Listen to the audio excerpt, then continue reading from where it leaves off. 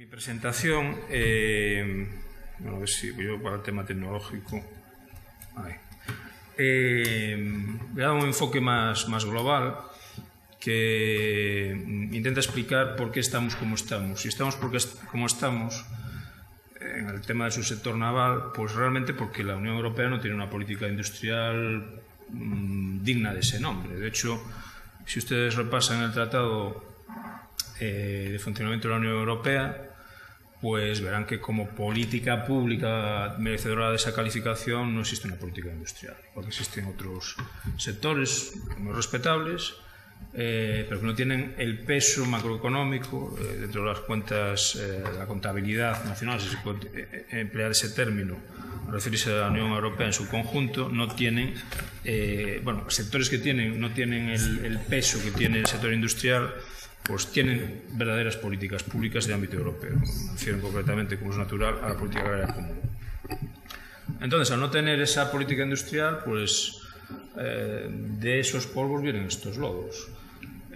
Al hilo de lo que se comentaba en el debate, una de las cuestiones que me planteo es por qué, por ejemplo, en este subsector, en el naval, dentro del sector industrial, el sector secundario de la economía, ¿por qué no existen grupos paneuropeos? Porque, claro, aquí se habla de que si se unen los astilleros de la Ría de Vigo, dice, bueno, pues me parece muy bien, pero lo lógico es que Bruselas funciona muy mal, y yo soy el primero en reconocerlo, a pesar de ser europeísta.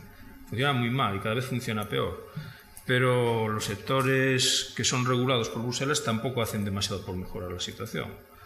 Entonces, yo realmente no soy un gran conocedor a detalle del sector naval, pero sí lo que tengo que decir es que no me consta que exista un gran grupo paneuropeo de construcción naval privado, igual que existen en otros sectores. Por ejemplo, en el caso de España, nosotros no tenemos ni una sola firma de capital nacional español en el sector del automóvil y somos uno de los mayores fabricantes de automóviles del mundo. Entonces, ¿por qué ha sucedido esto? Pues, y porque nos ha sucedido en el naval. Entonces esto hay que pensarlo. A lo mejor resulta que lo lógico no es proponer o pensar que el proceso natural es que se fusionen los pequeños astilleros de la Ría de Vigo, sino que algún astillero de la Ría de Vigo sea complementario pues, de alguno del Oriente o de Bremen o de otra localidad de otro estado de la Unión Europea. Y tal vez así pues, seamos capaces de que esto de las denuncias cruzadas, que es un auténtico desastre y es una especie de guerra predatoria interna, doméstica, cainita europea, pues deje de suceder, ¿no? Entonces, en esta primera proyección, y una cosa, ahí está pues, un óleo de la retirada de Napoleón de Rusia, ¿no? Como es natural, y lo que vengo a decir es que nosotros estamos discutiendo aquí de tácticas. Bueno, pues si cambiamos un régimen por otro, si la Comisión Europea puede tener una manga más ancha o menos ancha a la hora de autorizar ayudas de Estado, pero bueno, podemos afinar muchas de esas tácticas, incluso la logística que queremos aplicar al sector, pero tenemos una estrategia pésima, por no decir que no tenemos estrategia. Entonces, claro, así vamos de desastre en desastre hasta la derrota final. Y esto se intentó un poco encauzar a raíz de la publicación del libro blanco sobre el crecimiento, competitividad y empleo. Estamos hablando ya de principios de los años 90, cuando la Comisión Europea, estaba presidida por un señor bastante lúcido comparado con lo que tenemos ahora, que es una desgracia, que vio clarísimamente ya en los años 90, a principios de los años 90, que Europa iba encaminada a una especie de desierto industrial. Se encargó un informe a un reputado estudioso, a Paolo Cecchini, y se llegó a esta conclusión, decir, mira, como sigamos por esta línea, en 20 años, por desgracia en el diagnóstico han acertado, lo que no han acertado es en las terapias, y pues vamos al desastre, y estamos instalados en el desastre en muchísimos sectores, subsectores industriales. Yo lamento disentir con algunas de las afirmaciones que en Galicia casi parecen heréticas, vamos a llevar la contraria a ese sentir mayoritario, esto de decir que somos los mejores, Bruselas nos quiere mal, nosotros hacemos mejores barcos y mejor todo que el resto del mundo. Yo siento decir que por desgracia esto ya no es así, y tampoco es cierto que los demás compitan con nosotros única y exclusivamente a base de dumping sociolaboral. Esto podía ser cierto en los años 80 o 90, pero ahora, por desgracia, ya no lo es. Entonces, hoy mismo tenemos la certificación. Y si nos remontamos 20 años atrás, estos datos que salen hoy del informe PISA ya apuntaban maneras hace 20 años. Y quiero decir, y por ahí voy a enfocar mi presentación, que por desgracia el desastre en el sector naval pues es una desgracia para, como se dijo antes, pues para todos los trabajadores que están en la cadena de valor que terminan los astilleros, pero es que realmente el mayor daño que se hace a la estructura industrial es en la pérdida de capacidad de diseño y de procesos relacionados con la ingeniería. En estos momentos, he intentado buscar los datos más actualizados posibles, pero no los he encontrado, no he tenido tiempo, pero casi juraría que, igual que sucede en el ámbito de la ingeniería industrial, solo la República Popular China saca del orden de 4 o 5 veces más titulados en ingeniería mecánica que toda la Unión Europea junta. Y no vamos a creer que son imbéciles. O sea, la mayoría de estos señores, con una parte bastante mayor, un porcentaje bastante mayor que los graduados, titulados en ingeniería europeos, van a estudiar sus estudios de posgrado a las mejores escuelas del mundo, promovidos también por el gobierno chino, como es natural. Yo pongo un ejemplo que en Escandinavia ha sido demoledor. O sea, todos conocemos la marca de coches Saab, ¿no? Es el orgullo de la ingeniería escandinava. De hecho, Saab llegó a fabricar cazas de combate y estaba promocionado para una pequeña nación como es Suecia, que no llega a los 10 millones de habitantes, porque eso estaba todo vinculado a la cuestión de la neutralidad sueca, ¿no? Y había que mantener toda una cadena industrial que garantizara también el autoabastecimiento en segmentos importantes de la industria de la defensa. Bueno, pues Saab ha sido saldada y ha sido adquirida por un grupo chino. La empresa que lo ha adquirido tiene su propio campus de formación de estudiantes de ingeniería, que saca más titulados al año que toda Suecia junta. Entonces, claro, esto de pensar, nos quedamos un poco con el dogma o casi el cliché de que, bueno, los chinos, claro, compiten, y los coreanos, que eso ya es una falacia absoluta en estos tiempos, compiten en coste de mano de obra y que no existen regulaciones sociales, etcétera, etcétera, que es una parte de la verdad, pero ya no podemos pretender decir que nosotros tenemos la mejor ingeniería, etcétera, etcétera. Y me duele decirlo, pero recientemente hemos tenido el ejemplo de Navantia y el fiasco de los submarinos, de la serie de submarinos Isaac Peral, que le van a suponer un desastre a las cuentas de Navantia, por lo que dice la prensa, que yo no sé si es cierto o no. La prensa engaña mucho, muchas veces sin querer. Pero si es cierto lo que dice la prensa, estamos hablando de un sobrecoste del orden de los 500, 600 millones de euros. Claro, eso es un defecto de diseño. Y no podemos echarle la culpa ni a los chinos, ni a los coreanos, ni a los japoneses. Y lo va a asumir el Estado español. ¿Por qué? Porque ha tomado una decisión de la defensa nacional de que esa línea de submarinos pues tiene que producirse en España, en vez de comprárselos a los astilleros militares franceses. Entonces, cuando se publicó este libro blanco a principios de los años 90, daba ejemplos que eran muy ilustrativos. Por ejemplo, de lo mal que estaba la industria europea y el engarce entre la universidad y la industria europea. Hacía referencia a que, por ejemplo, la primera empresa que puso en el mercado los antiguos vídeos, que han desaparecido por la evolución tecnológica, era una empresa europea. Bueno, en menos de 10 años quedaron barridas todas las empresas europeas que se dedicaban a ese segmento de la electrónica. ¿Por qué? Pues porque no fueron capaces de mejorar al mismo ritmo que fueron capaces por los japoneses y los coreanos, ¿no? Entonces, ojo con creernos nuestras propias mentiras, porque está bien mentir en la competición internacional, pero es peligrosísimo creérselas. Entonces, yo aquí he seleccionado una serie de ejemplos relacionados con mi actividad profesional. Estoy relacionado con el tema de las infracciones de derecho comunitario y las ayudas de Estado desde el año 97 directamente. Ya antes ya estaba, pero en otro sector, en el ámbito de la agroindustria. Y este ejemplo que os voy a poner lo he seleccionado porque tiene que ver con Vigo y supongo que será de mayor interés para todos ustedes y porque demuestra a las claras de qué estamos hablando. Supongo que alguien, si es de Vigo, reconocerá a este señor y a la empresa que fue pues, la gran obra en vida de este señor. Bueno, pues este es el grupo de empresas Álvarez. Yo cuando heredé este expediente, que ya venía dando tumbos, y también demuestra, una vez más, que el tema de sostener artificialmente empresas con ayudas públicas pues puede ser una solución transitoria. Es igual que si tienes una hemorragia interna y hay que hacerte una transfusión antes de atacar el tema con cirugía. Pero lo que no puedes estar es indefinidamente sobreviviendo a base de transfusiones. O se ataca con la cirugía la hemorragia, o si no, es un sinsentido pensar que puedes tener al paciente indefinidamente transfundiendo sangre, ¿no? Bueno, pues como se cuenta aquí, antes que Citroën y durante los primeros tiempos de Citroën, la primera industria de Vigo fue cerámica, incluso por encima del astillero de Barreras. La potente fábrica Álvarez en Cabral, la más importante de España, llegó a emplear a más de 5.000 personas llevando el nombre de Vigo por el mundo.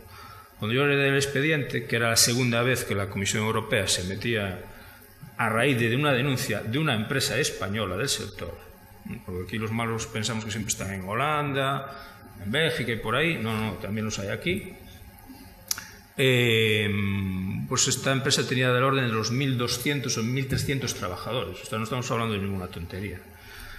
Esta empresa, para que conozca un poco la historia, pues una empresa modélica en los años 40, 50, 60 hasta principios de los 70. Después, pues eso, supongo que un problema de gestión vinculado también al carácter personalista del fundador, pues cae en Barrena, la adquiere, se hace cargo de ella el antiguo INI, se invierten allí un montón de millones de las antiguas pesetas, miles de millones de las antiguas pesetas, se entrega otra vez al sector privado y lo tiene que reflotar nuevamente el sector público hasta que al final, pues otra empresa privada española, en este caso dice, bueno, hasta aquí hemos llegado, lo que no puedo consentir es que se esté manteniendo un competidor mío directo artificialmente y por tanto, como la administración española pues no me ampara, pues me voy a Bruselas. El problema, al final esa empresa denunciante terminó también quebrando. Esa es una de las lecciones que podemos sacar de aquí. Los holandeses van a terminar quebrando igual que nosotros, como no cambiemos de estrategia. Los que presentaron las denuncias contra el régimen del Taxis español. Entonces, se está reproduciendo mecánicamente y miméticamente siempre el mismo movimiento pendular dentro de Europa, porque no tenemos una estrategia industrial.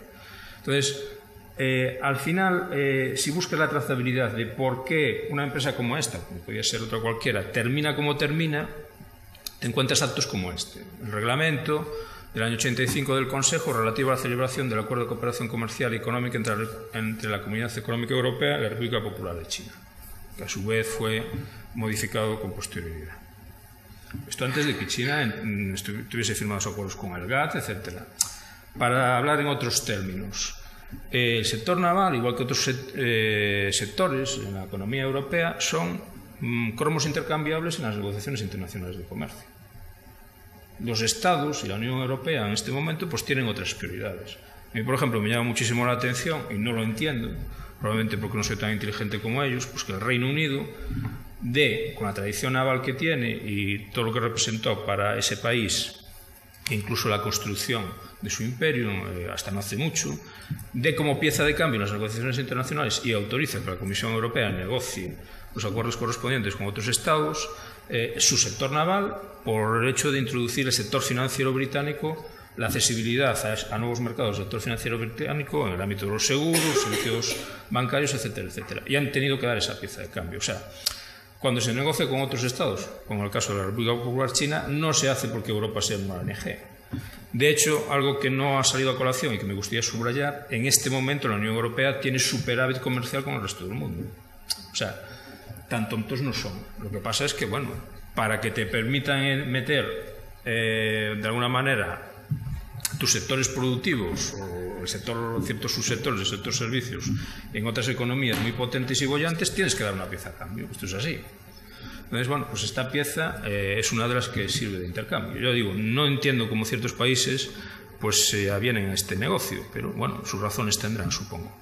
igual que no se hace en otros sectores. En el sector agrario es el más evidente. La Unión Europea, la antigua Comunidad Económica Europea, desde sus orígenes, ha tenido clarísimo que se defienden a los agricultores a una base de perder dinero, no por una razón más o menos caritativa, no, es por una razón estratégica. Desde la negociación del Tratado de Roma ha quedado perfectamente claro y documentado que había que mantener, aunque fuese con subsidios monumentales, un mínimo de industria y de producción agraria por una cuestión de garantizar el autoabastecimiento. Pura y simplemente. Entonces, bueno, se toman esas decisiones y otras se toman en sentido contrario.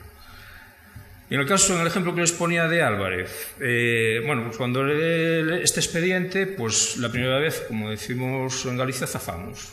Bueno, más o menos chalaneamos con el funcionete de la comisión, dice, hombre, que esto no es así, que esto no me lo metas por las directrices de empresas en crisis, métemelo por las directrices de ayudas regionales, y, como digo, zafamos.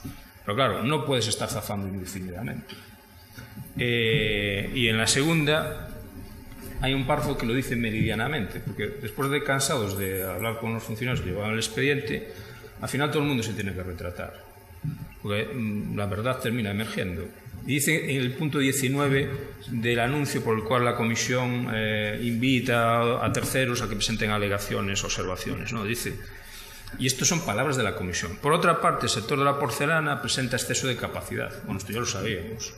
La competencia y el exceso de capacidad se potencian como consecuencia, y fijaos lo que he subrayado ahí, del desembarco en el mercado de nuevos operadores procedentes del sudeste asiático. En los países de Europa del Este, especialmente República Checa y Hungría, que en ese momento eran países terceros, ya que todos ellos gozan de acuerdos comerciales preferentes con la Unión Europea.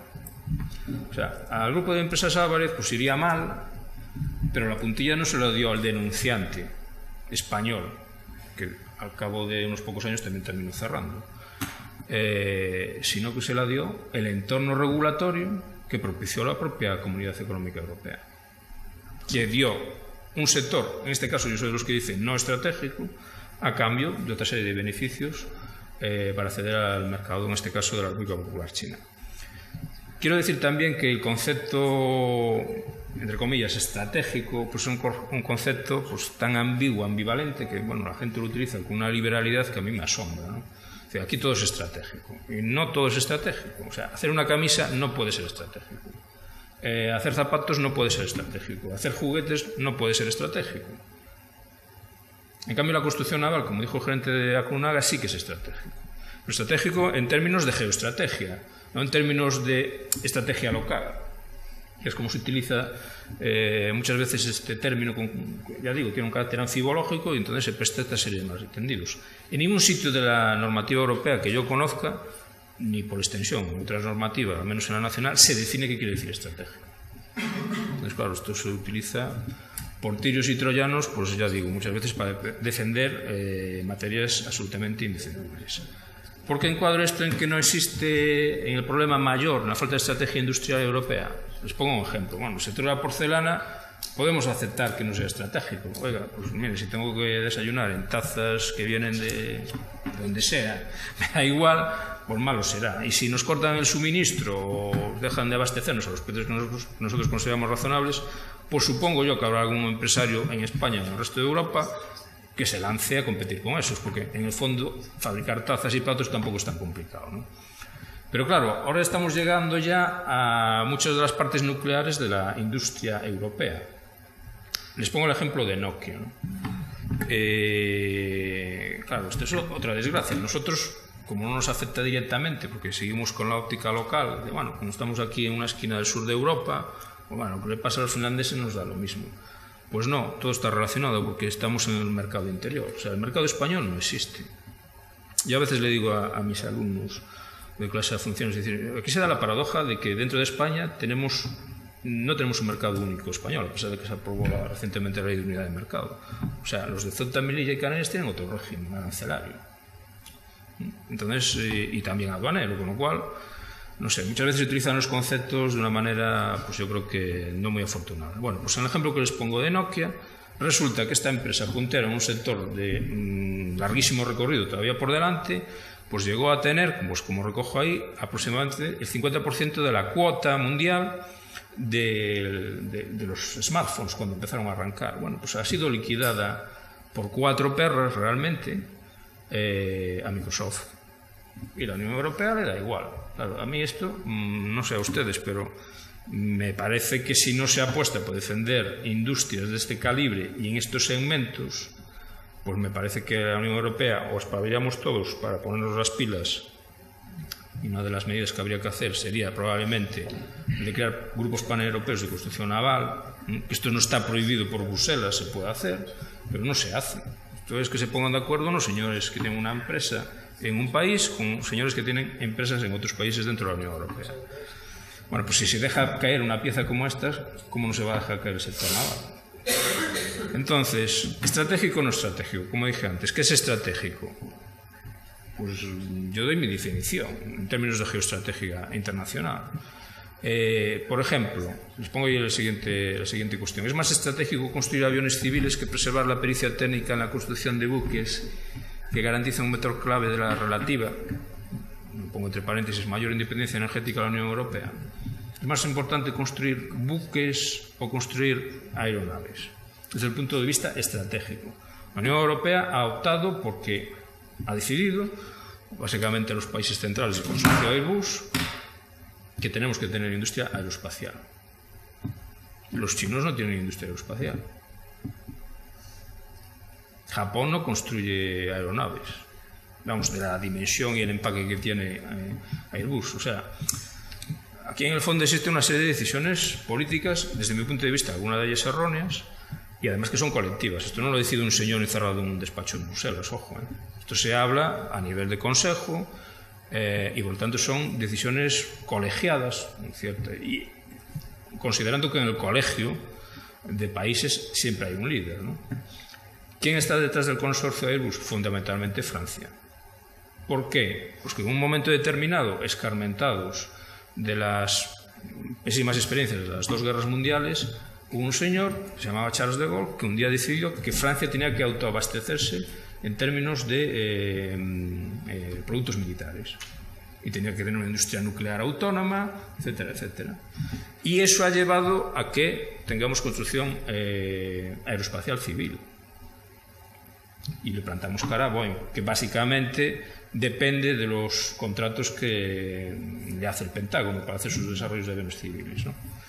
Aquí estamos tirando dinero a paladas, millones, y nos denuncian los de Boeing a nosotros, es decir, a los europeos, y nosotros denunciamos a los de Boeing por dumping, etcétera, etcétera. Y la industria sigue ahí. Y hoy en día es una industria competitiva. De hecho, durante varios ejercicios ha adelantado un volumen de facturación y beneficios a Boeing y a McDonnell Douglas y otros grandes constructores norteamericanos. Entonces, para mí lo grave, y a lo mejor no es políticamente correcto, pero como yo no me presento a las elecciones, probablemente lo pueda decir, es grave que la gente se vaya al paro, eso es indudable, pero más grave aún es que nos quedemos sin competencias fabriles. O sea, porque fabricar tazas y fabricar platos a lo mejor se puede improvisar, pero fabricar portaaviones, submarinos, fragatas y buques civiles no se puede improvisar de un día para otro. Entonces, pensemos los que estamos aquí. Alguno, si tuviera un hijo en edad de entrar a la universidad, le recomendaría, vista la circunstancia de esta industria, que estudiase ingeniería naval. Pues yo creo que no. Entonces, aquí hemos llegado a un problema pues casi filosófico, es que en Europa se está confundiendo valor y precio. ¿En cuánto se valora la pérdida de ingeniería de fabricación y pericia fabril? Porque si te quedas sin ingenieros, sin chavales que entren a las escuelas de ingeniería naval, como dijo el director del IGAPE, puedes tener los mejores soldadores del mundo, no vamos a discutir el coste de la hora de soldadura, vamos a prescindir ahora de eso. Pero como no tengas ingenieros y reciclaje, rotación y renovación de grandes plantillas de diseñadores de buques y de desarrolladores de nuevas tecnologías navales, pues la industria naval se va al garete. Tengas los soldadores que tengas. Entonces, ¿se pueden improvisar esos chavales? Y esos profesionales no se pueden improvisar. Es una cosa que en Europa hay poquísima gente, por lo que veo, a ciertos niveles, que lo tenga claro. ¿Y en cuánto se valora la pérdida de ingeniería naval e ingenierías complementarias, la mecánica, eléctrica, electrónica. Claro, yo en esta materia era una persona bastante ignorante, pero a raíz de que he tenido que trabajar en la transposición de la ley de servicios, pues me he quedado atónito la cantidad de tecnología que tiene detrás, y no precisamente naval, toda la construcción naval. Cuando te lo explican te quedas, y claro, hablando con ingenieros navales dicen, a ver, me decía uno hace unos años, a mí no me permiten hacer la instalación eléctrica de, creo que sé, de un edificio en Urzaiz, y resulta que yo puedo hacer la instalación eléctrica del Queen Mary o Queen Elizabeth y del mayor portaaviones que tenga la flota de Estados Unidos. A ver que me lo expliquen, ¿no? Entonces, claro, te das cuenta de que tienes ahí un capital de conocimientos de gente que cuando se jubilen, fallezcan, si no existe renovación, Europa lo va a perder. ¿Y entonces qué van a hacer? ¿Van a traer a ingenieros coreanos o japoneses aquí para garantizar que los buques de calidad de valor añadido se construyan aquí? Eso es inconcebible, ¿no? Otra cuestión importante que ya apuntó el representante de ACNUNAG. Estamos dispuestos a hacer depender la operatividad de las flotas que nos garantizan suministros energéticos y alimentarios de la disponibilidad de firmas foráneas. Esto yo creo que nadie lo está analizando a nivel integrado en Europa. Y también cómo afectará esa pérdida de capacidades técnicas a nuestras armadas. Por ejemplo, estos días en el Reino Unido hay un debate muy interesante a raíz de esto del referéndum de Escocia, que la Armada Británica está desmantelando o retirando contratos a astilleros del sur de Inglaterra y dándoselos a astilleros de Clyde, que están en el norte de Escocia, ¿no? Pero claro, el problema, el drama de la Armada Británica es que ya no es merecedora del nombre de Armada. Simplemente, para que quede constancia, resulta que la suma de las importaciones de petróleo, que necesita una gran flota para garantizarse el abastecimiento, de Alemania, Francia, España, Italia, Países Bajos y Bélgica, solo de esos estados, no de los 28 de la Unión Europea, es mayor que la importación de petróleo de Estados Unidos. Entonces, bueno, esto de querer, bueno, siempre habrá armadores y buques, etcétera, y astilleros para reparar estos buques. Claro, si aparece el astillero, me temo yo que esto de pensar que van a subsistir grandes instalaciones única y exclusivamente dedicadas a las reparaciones, pues es no entender de qué va el negocio, ¿no? En estos momentos, la carrera de perdidos por construcción naval, bueno, ahí están las cifras. En este momento, a 31 de julio de 2013, China tiene una cartera de pedidos de 34,3 millones de toneladas, Corea del Sur 28,3, Japón 13,9. El primer país europeo es Italia con 1,1, básicamente se han especializado en todo el tema este de cruceros, transatlánticos y demás. Alemania, Rumanía, paradójicamente, Holanda, Finlandia, Croacia, Polonia y España, que tiene, pues eso, 0,1 millones de toneladas. Entonces, la suma de toda la cartera de pedidos que tienen los estados de la Unión Europea que aparece ahí es que no llega ni a la suma del tercero de los estados asiáticos. Astilleros con mayor cartera de pedidos en 2012. Y vuelvo a insistir que yo, este leitmotiv que se ha instalado en España de que, bueno, compiten con nosotros en coste de mano de obra y porque trabajan como esclavos, pues siento decir que en este momento no es así. Y conste que tengo escrito sobre el tema del dumping social a principios de los 90 y en aquel momento, pues sí, porque la mayoría de estos países no eran signatarios de convenciones de la OIT. Corea del Sur ya es un país homologable para la OIT. Y yo no digo nada de Japón. Bueno, pues el astillero privado con mayor cartera de pedidos en este momento es uno de Corea del Sur, Samsung Heavy Industries, Daewoo, o sea, todos estos nombres les suenan. Son grandes conglomerados industriales, no son gente, o sea, son gente que es capaz de desbancar a Apple del mercado de la electrónica, la gran electrónica de consumo. Y seguimos pensando que solo compiten con nosotros en términos de coste de hora de mano de obra. Bueno, esto es absurdo. O sea, tienen integradas todos los departamentos de ingeniería. Entonces, esto aquí, ya lo digo en España, en Europa lo hace alguna firma relacionada con la construcción naval. Que yo sepa, solo aquellos que están especializados y muy especializados en construcción militar, ¿no? Entonces ahí tienen la lista completa. y, en fin, astilleros europeos pues brillan por su ausencia.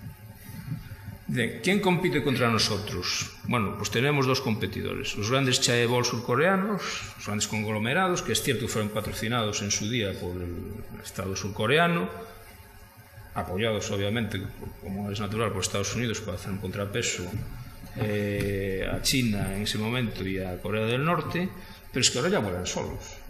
O sea, pues por poner un símil que es muy recurrente en esto de la cooperación internacional, no les hemos dado peces, les hemos enseñado a manejar la caña, pero es que ahora ya se fabrican ellos la caña y ya no nos compran la caña a nosotros.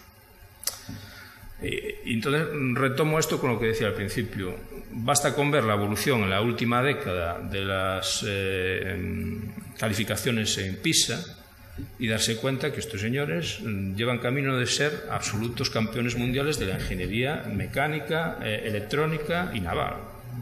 Entonces, no estamos hablando de unos, permitirme la expresión gallega, unos chaiñas que van copiando patentes de los demás. Ojo con esto, ¿eh? Pero bueno, si aquí todavía se sigue cayendo, creo que cometemos un error garrafal. Y el segundo enemigo, por llamarlo de alguna manera, es el derrotismo de la propia Unión Europea, que ha dado esta pieza en las negociaciones comerciales internacionales. Esto es así. E insisto, por ahora a corto plazo parece ser que no es mal negocio, porque el conjunto de la Unión Europea, el conjunto, no pensemos en España, que es uno de los mayores estados que tienen un mayor déficit comercial del mundo en términos porcentuales, pero el conjunto de la Unión Europea tiene todavía un comercio internacional superavitario. Entonces, en Europa la realidad es que no existe una política naval, porque tampoco existe una política industrial merecedora de esa calificación. Entonces, ante este panorama, la Unión Europea promueve la competencia interna y propicia las denuncias domésticas. Y esto es así. A ver, ellos no estimulan a nadie a que presente denuncias, pero claro, cuando la gente se ve entre la espada y la pared, pues al final pues, todos queremos sobrevivir. Los holandeses nos denuncian a nosotros, igual que nosotros denunciamos a otras empresas en otros sectores. Por cierto, al hilo de esto, recientemente, como saben, pues se discutieron las perspectivas financieras de la Unión Europea hasta 2020. Esto a su vez conlleva que la Comisión Europea repiense o remodele todas las normativas reguladoras de ayudas de Estado.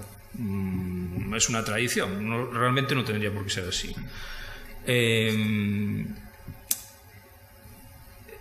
Al dar este paso, resulta que la Comisión Europea de alguna manera también determina qué es lo que se puede ayudar y qué es lo que no.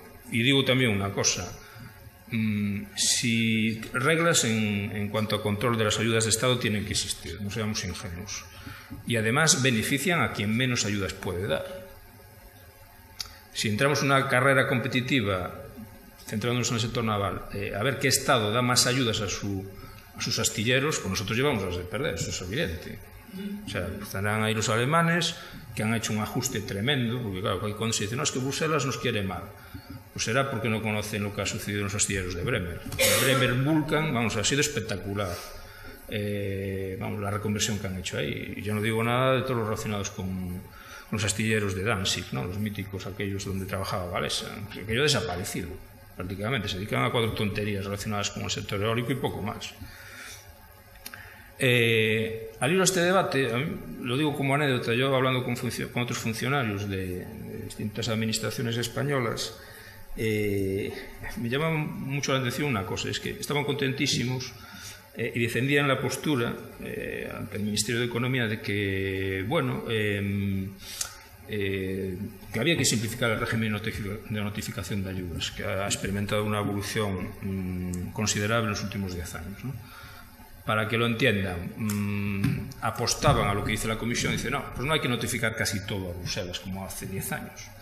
Usted simplemente me manda una comunicación diciendo que va a dar ayudas a tal sector y vale, yo lo publico en el Diario Oficial de la Unión Europea y en una página web de la Dirección General de la Competencia, y si alguien presenta alegaciones o denuncias, pues vale, y si no, yo no me meto.